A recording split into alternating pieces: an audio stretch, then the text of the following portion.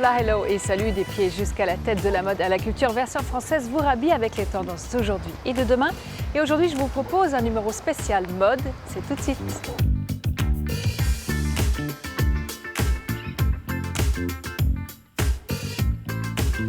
Nelly Saunier nous dévoile son savoir-faire de plumassière, univers volatile et coloré au service des plus grands de la mode. Si les cordonniers sont toujours les plus mal chaussés, ce n'est pas le cas pour Michel Vivien. Il ravit tous les pieds avec de jolis souliers.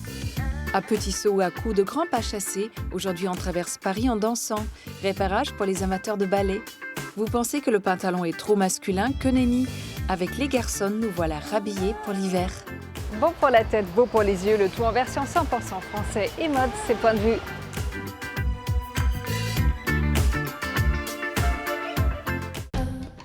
Vous connaissez 50 nuances de gris, voici 50 nuances de rouge. Grâce à la bouche rouge et ses rouges à lèvres à la composition ultra clean, on trouve enfin le lipstick parfait. Présenté dans un étui en cuir et rechargeable, ça donne envie de faire des bisous éco-responsables et made in France. Direction le 10e arrondissement de Paris où la textilerie a ouvert 130 mètres carrés dédiés aux vêtements et textiles en général. Vous pouvez repriser votre top préféré, participer à différents ateliers de création, mais surtout recycler vos vieux vêtements. Ici, rien ne se perd, tout se transforme. On peut même tisser des liens dans leur boutique café. Ah, Versailles, ses rois, ses secrets et surtout ses froufrous.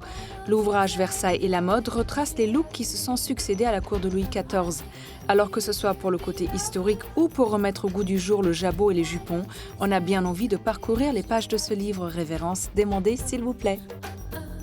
Si vous ne savez plus à quel sein vous vouer en termes de lingerie, on vous a trouvé la solution, elle s'appelle Jolie Môme.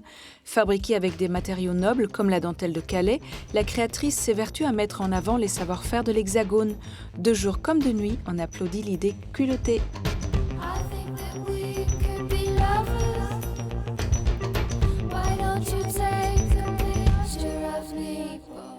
Avis aux drôles d'oiseaux, Nelly Saunier nous partage un savoir-faire centenaire, celui des plumassiers.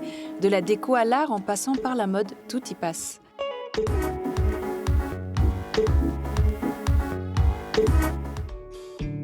Des plumes de paon, des plumes de faisan, Nelly Saunier travaille la plume depuis une quarantaine d'années. Elle collabore avec des maisons de haute couture et de joaillerie, mais se laisse aussi le temps de s'envoler vers ses projets personnels. Alors, qu'est-ce que c'est le métier de plumassière? Alors si on prend concrètement la définition du dictionnaire, puis ça dépend quel dictionnaire, à quelle époque on se trouve aussi, c'est celui qui vend, qui teint, qui traite, qui façonne et qui transforme la matière plume. La plumasserie connaît un essor avec les débuts du commerce. Les plumes exotiques se portent fièrement. Puis dans les années 80, seules quelques irréductibles maisons continuent de travailler la plume. Le métier se perd et c'est à ce moment-là que Nelly Saunier rencontre Jean-Paul Gaultier. Bien sûr, il y a eu cet événement de la première haute couture Jean-Paul Gaultier où j'ai réalisé le boléro perroquet. Et quand le boléro est arrivé, il y a eu comme une escalade de bruit, comme des milliers de fourmis qui s'agitent. Et les photographes, on entendait des tic-tic-tic-tic. Et enfin, la vie, quoi, je sais pas, c'est pas quelque chose qui a été une volonté, c'est quelque chose qui s'est produit. Nelly crée l'étonnement et le détournement de la matière première devient sa signature. Aujourd'hui, la plumassière travaille sur un cadran de montre pour lequel elle recherche dans son immense bibliothèque des plumes de faisan. Ces petites plumes, Nelly doit les nettoyer et les trier pour ne garder que les couleurs dont elle aura besoin, un vrai travail de fourmi. Alors là, je suis en train de trier maintenant que j'ai trouvé mon faisan commun et dont les petites têtes, enfin les petites plumes de la tête, pardon. Je vais choisir les couleurs en fonction de leur reflet. Ce que je vais chercher, c'est aussi bien la taille de la plume et la couleur. Et je vais les sélectionner dans des petites clayettes comme ça. Je vais commencer à les pré-ranger pour pouvoir les utiliser après pour le projet. Et quand Nelly ne trouve pas dans la nature la teinte parfaite, elle peut aussi teindre sa matière première. Et voilà ce qu'on arrive à faire avec une teinture à la bassine, ici, avec une cuisson, avec des pigments et tout un petit savoir-faire particulier qui est la cuisson de la plume sans la brûler, etc., restituer la beauté après du matériau. Mais ça fait partie, pour moi, du sur-mesure, en fait. C'est-à-dire que je fais toute la chaîne de fabrication, aussi bien jusqu'à la teinture. Le dessin technique est aussi très important dans la recherche du détournement de la matière, comme pour cette manchette.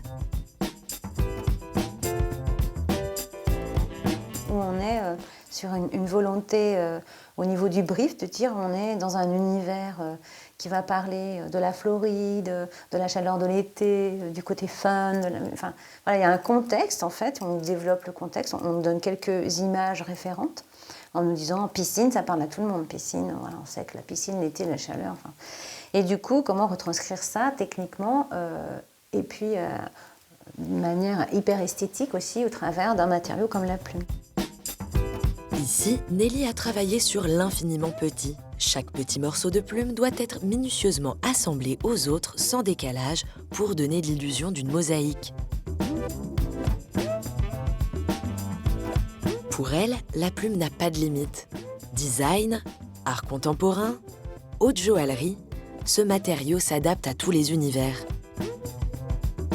Je conjugue et je joue sur ces deux tableaux depuis quelques années maintenant où j'ai un travail personnel, une expression personnelle qui tourne souvent autour de la nature et de ce que j'appelle des natures transformées, puisque mon matériau est issu de la nature et je crée une illusion avec, par exemple, quand je fais des fleurs en plumes qui sont tellement proches de la réalité qu'on a un effet retour avec l'étonnement, quoi.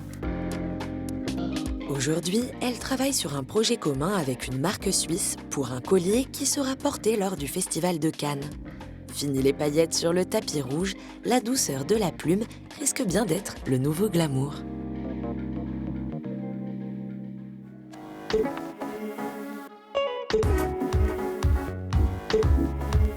Bottes, sandales, escarpins, l'homme qui chausse les femmes, c'est Michel Vivien. Matière noble et savoir-faire made in France sont au rendez-vous.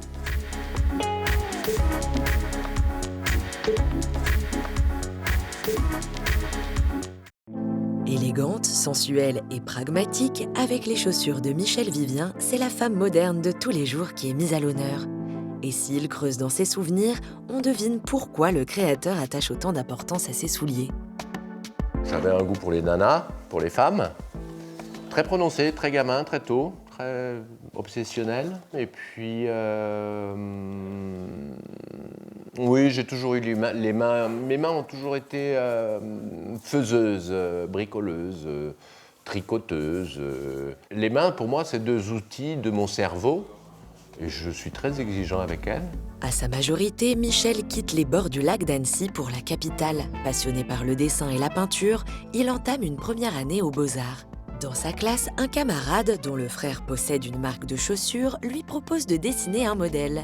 C'est comme ça que 6 mois plus tard, un peu par hasard, Michel se retrouve à apprendre le métier aux côtés de Georges Carrel, célèbre chausseur français des années 50. Un merveilleux monsieur qui me parlait toujours de son chaussant, de sa parisienne, son chaussant, ses millimètres, ses millimètres, ses millimètres.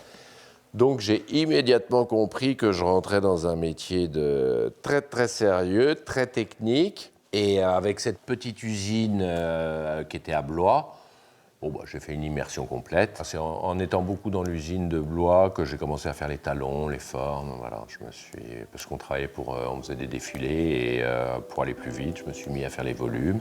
Après Carrel, la liste des grands créateurs s'allonge. Thierry Mugler, Michel Perrin ou encore Yves Saint Laurent. Chaque génie de la mode lui laisse la liberté de créer. Pourtant, en 1998, Michel décide de lancer sa propre marque. C'est un moment où la mode prend un vrai virage business, donc équipe plus lourde. Moi, je suis habitué à tomber le boulot tout seul. Là, on commence à me mettre pas mal de personnes autour, des techniciens, des choses. Donc bon, ça évolue. Je me suis entraîné gentiment chez les autres, oui, c'est ça. Je suis arrivé chez Vivien, j'ai rien découvert, j'ai continué. J'ai continué à dérouler la même veine, parce que j'en ai une de veine. Je suis assez honnête dans ce travail. J'ai posé des axiomes. Je ne suis pas là pour me faire remarquer, mais je suis là pour vous faire remarquer, mais remarquer dans une fluidité, Voilà. Je suis un travailleur je travaille pour la femme du jour, ce qui a été pas mal oublié ces dernières années. Et ce que le créateur n'a jamais oublié non plus, c'est l'artisan qui existe en lui. Je le fais pour une raison très simple, j'adore ça. C'est une manière de totalement maîtriser mon produit. J'ai pas du tout envie de confier cette performance à d'autres. Je suis là pour respecter une certaine ligne et je trouve que je suis le mieux placé pour le faire. Le moment de limer, par exemple, tout simplement, ce moment-là, aujourd'hui, c'est un moment, avec l'expérience et ma mémoire, c'est plusieurs choses qui travaillent. Ça va être la force de l'avant-bras, la tension de la main, mais c'est aussi les oreilles. Mes oreilles aussi écoutent ma force. Donc on n'imagine pas, mais c'est toute une petite musique. Et elle est très obsédante comme musique et en fait on se retire du monde. Se retirer du monde pour peut-être mieux connaître les femmes. Ce qui a toujours fait l'unanimité chez les clientes Michel Vivien, c'est le confort des chaussures. Le plus important, ça va être le point d'arrivée, pas le point de départ. Et le point d'arrivée, c'est d'être gracieux, c'est d'être alerte, c'est d'être, comme je vous disais, d'essayer d'aller vers le ciel. Et le plus important, c'est ce qu'on appelle, j'aime beaucoup le mot en italien, ils appellent balicentro. C'est l'axe qui porte tout le corps, la tête, voilà. Ce qui va me retenir, c'est ça, c'est d'aller le moins vers le déséquilibre, d'être le plus sérieux dans la dynamique. On est des constructeurs, hein, on est des architectes. Une fois la structure établie, c'est l'esthétisme qui s'exprime. Des matières nobles, des tressages, des couleurs, une certaine sobriété. Il est à la fois un créateur raisonné et un technicien talentueux. Yasmine l'a rencontré lorsqu'il lançait sa marque. C'est à la fois la créatrice et l'amie qui porte un regard sur son travail. Connaît la chaussure, c'est vraiment un vrai chausseur dans le sens de bien-être, de fabrication, des formes, etc. Et c'est aussi quelqu'un qui sent ce qu'on a envie, c'est aussi quelque chose de très mode et en même temps intemporel. Intemporel, Michel compte bien le rester pour notre plus grand bonheur et celui de nos petits pieds.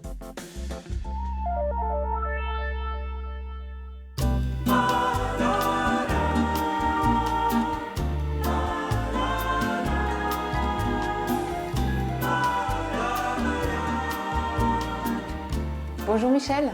Bonjour Katharina. Merci de nous recevoir dans votre bel espace dans le faubourg qui vous ressemble bien. Au départ, c'était la peinture, la sculpture sous la direction de Pierre Lilski.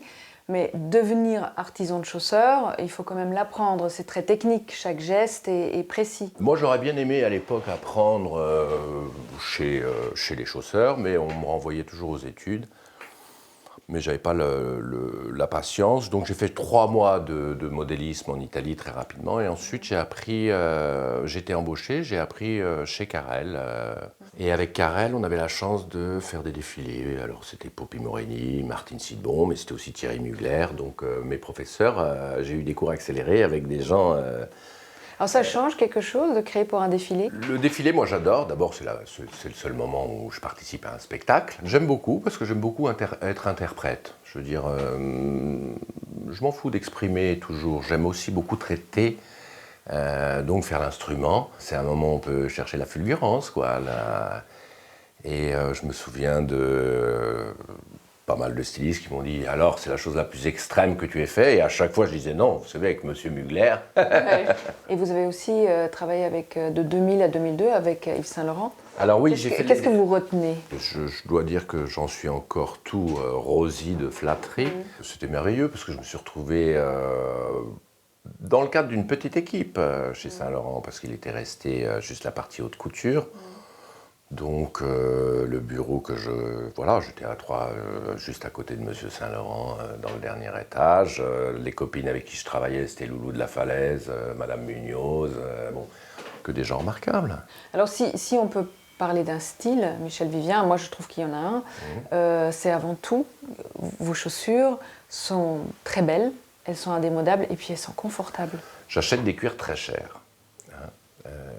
Donc ça, à partir de là, j'ai déjà énormément de facilité, d'accord? Parce que le cuir, ça va être le contact et c'est lui qui va s'exprimer. Vous parliez des cuirs, vous les sélectionnez avec soin et puis vous les mélangez aussi.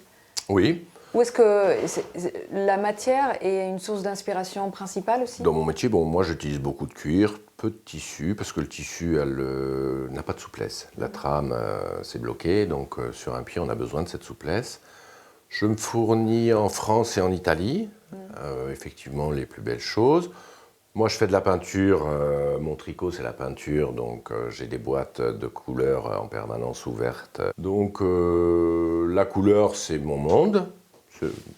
Ça se réfléchit pas, ça se touche. Et heureusement, oui, on fait un métier de sensuel. Donc, les matières, c'est de la sensualité, du grain. Voilà. Avec vos chaussures, c'est vrai qu'on peut les mettre, bien sûr, il y a été-hiver, mais on peut les mettre à travers les saisons, à travers les modes, ça va toujours bien. C'est aussi le signe que le design va bien. Le plus important pour moi aujourd'hui, c'est de ne pas me répéter, donc de ne pas convenir facilement de ce que je sais faire, mais d'essayer de rénover. Mais donc on tourne autour d'un socle très sérieux. En fait, aujourd'hui, j'ai posé un chausson, j'ai posé des formes. Mon modèle qui se vend encore pas le mieux puisqu'il s'est fait dépasser, mais enfin on a encore un modèle qui s'appelle le Carlouse. C'est une chaussure que j'ai jamais retouchée depuis le jour où je l'ai fait. Elle doit avoir 12 ou 13 ans. Elle vieillit très bien. Oui, je l'espère. C'est vestiaire masculin et puis c'est pour vous rendre gaillarde, pour embêter ces messieurs. Donc moi je suis très content d'être là pour vous armer. On est très content de vous avoir, Michel. Merci beaucoup. Très bien.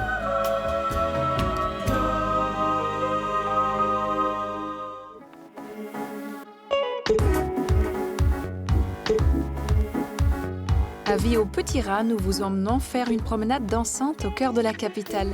Révisez vos positions et échauffez-vous, ça va décoiffer.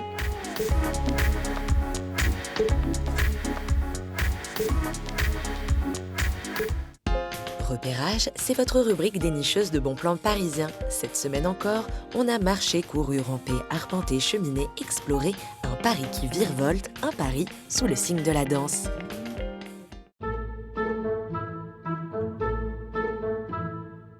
Les Parisiens auraient presque le droit d'être un peu snobs. Après tout, dans la capitale, les étoiles ne brillent pas que dans le ciel. Les plus chanceux peuvent voir des stars de la danse illuminer la scène du prestigieux Palais Garnier. Marie-Claude Pietragala, Aurélie Dupont ou encore Marie-Agnès Guillot ont foulé ses planches.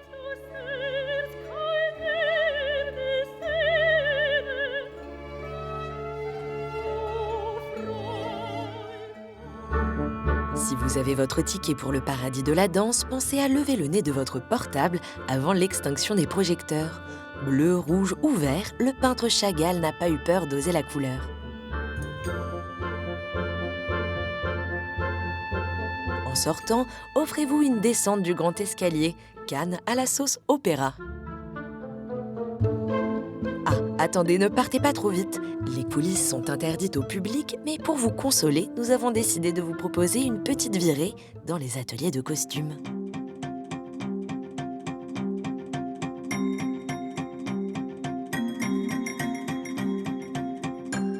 Des petites mains y confectionnent robes de princesse, shorts en lycra, écailles de monstres, chapeaux, masques au diadème pour les héroïnes du ballet. De la haute couture avec des règles très claires. Globalement, les costumes de danse sont assez légers visuellement parce qu'ils accompagnent la danse qui est quand même une lutte contre la pesanteur permanente. Donc on ne les plombe pas. Il ne faut pas que le danseur soit gêné par son costume, ou alors s'il est gêné, c'est une volonté du costume et donc de la chorégraphie. Il faut que ce soit ultra résistant à la transpiration, au mouvement qui peut être violent, au nettoyage. Les tenues sont régulièrement sorties des malles et bichonnées pour remonter sur scène, comme ce tutu-boule. C'est le bal dans Roméo.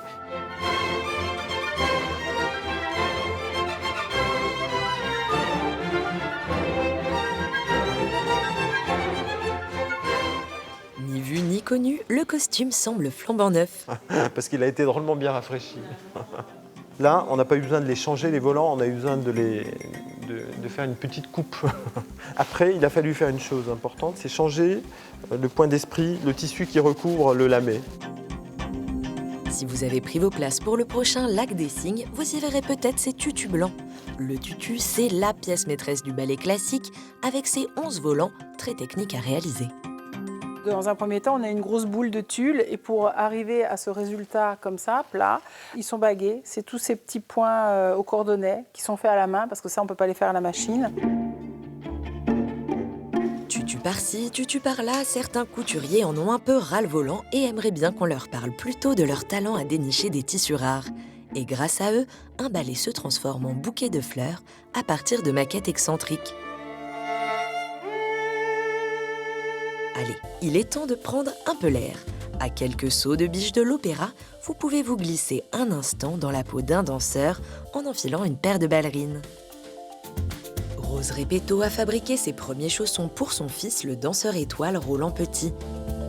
Le minuscule atelier d'origine est devenu une boutique réputée. Le chic à la française en satin rose ou en couleur melon et même en vernis rouge, la version créée spécialement pour Brigitte Bardot. Amateurs de danse, à vos pointes, partez!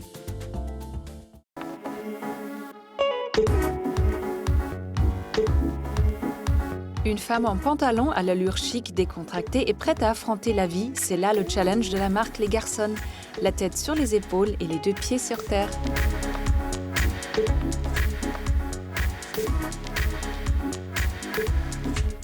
Voici Charlotte Rampling, Jane Birkin, Katharine Hepburn, Marlène Dietrich ou encore Lorraine Bacall.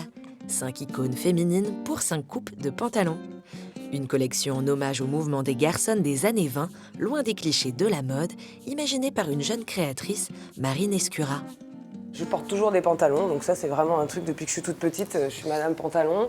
Je suis un peu un garçon manqué dans l'âme, donc il y avait quand même une certaine évidence de faire une collection un peu androgyne, en tout cas unisexe, qui s'adressait aux hommes comme aux femmes, ou alors inspirée du vestiaire homme pour les femmes. Marine a été responsable d'une école de mode à Madrid avant de revenir à Paris pour être styliste freelance. En 2017, elle décide de lancer sa propre marque et sa première muse pour cette collection, c'est sa grand-mère. C'est quelqu'un qui est né dans les années 20 et elle était complètement intemporelle. Elle m'a appris que la modernité n'a pas d'âge. C'était une femme très forte, indépendante. Elle a divorcé, elle avait 20 ans, en 40, le truc c'était improbable. Oui, c'était quelqu'un qui a énormément voyagé aussi, qui s'est intéressée à beaucoup de cultures, très ouverte. Après le décès de sa grand-mère, Marine trouve chez elle une grande garde-robe remplie de trésors. J'ai récupéré de chez ma grand-mère des très beaux pantalons qui étaient fabriqués en France dans les ateliers. À l'époque, elle venait à Paris exprès pour acheter chez les couturières des pièces comme des pantalons ou des vestes. Donc j'ai récupéré de chez elle, je les ai beaucoup portés, on m'a beaucoup complimenté. C'est des pantalons vraiment un peu grands pour moi, donc je les ceinturais beaucoup. Mais tous à plis, taille haute, avec des couleurs et des coupes improbables, quoi. Avec l'argent qu'elle hérite de sa grand-mère, Marine souhaite lui rendre hommage. Elle crée une ligne de pantalons inspirée des siens. La jeune créatrice commence par faire une vente auprès de ses amis, puis dans une boutique normande. Aujourd'hui, on retrouve ses créations dans plusieurs magasins en France. Ça a été vraiment comme ça, petit à petit. Il fallait aussi que j'apprenne, que je fasse des erreurs, que je trouve mon circuit de fournisseurs et de collaborateurs. Et Marine sait bien s'entourer. Son fournisseur de tissus est à Paris, il récupère les surplus des grandes maisons. Elle crée donc en fonction de ce qu'elle déniche. C'est que des très jolies matières, surtout en Italie, parce que moi je travaille beaucoup la laine. Je viens ici une fois par semaine pour voir un petit peu ce qu'ils ont, et puis souvent ils m'appellent aussi quand ils ont une belle pièce. Ça crée de la nouveauté régulièrement, ça crée de l'exclusivité parce que c'est des petites quantités. Donc après, c'est vrai que à partir du moment où je distribue dans un peu plus de boutiques, ça va être un peu compliqué de travailler comme ça. Mais ça ne m'empêchera pas de faire des exclusivités pour certaines boutiques aussi. Donc ça, c'est assez chouette. Ça permet encore une fois de fidéliser aussi les clients. Ateliers de couture, fournisseurs de tissus ou de fournitures, tous se trouvent en Île-de-France. La jeune femme tient à travailler en circuit court pour avoir la main sur chaque étape de production. Je viens les voir, ça me fait plaisir en plus à chaque fois de les voir. C'est rapide, ils savent exactement ce que je veux, ce dont j'ai besoin. C'est une relation de confiance. Le fait de travailler aussi en circuit court, c'est qu'ils se connaissent entre eux, tous mes fournisseurs. Donc ils peuvent s'appeler, ils peuvent aussi voir des choses ensemble. Si j'ai besoin de quelque chose, ça peut être plus rapide aussi. Marine veut ses collections intemporelles. Pas de suivi de saison, seulement des matières légères ou plus chaudes, avec toujours 5 coupes de pantalons différentes. Il y a des coupes qui ont très très bien marché sur différentes femmes et différentes morphologies, parce que c'est important aussi de répondre à pas qu'une seule femme. Donc ces pantalons-là, ils vont rester, ils vont me suivre en fait saison après saison. Et après, chaque saison, il va y avoir 2 nouveautés. Un, on va dire un petit peu plus basique, et un plus créateur. Pour la suite, Marine souhaite développer un service de demi-mesure ou encore créer une veste. Mais rassurez-vous messieurs, il y en aura bientôt pour vous aussi.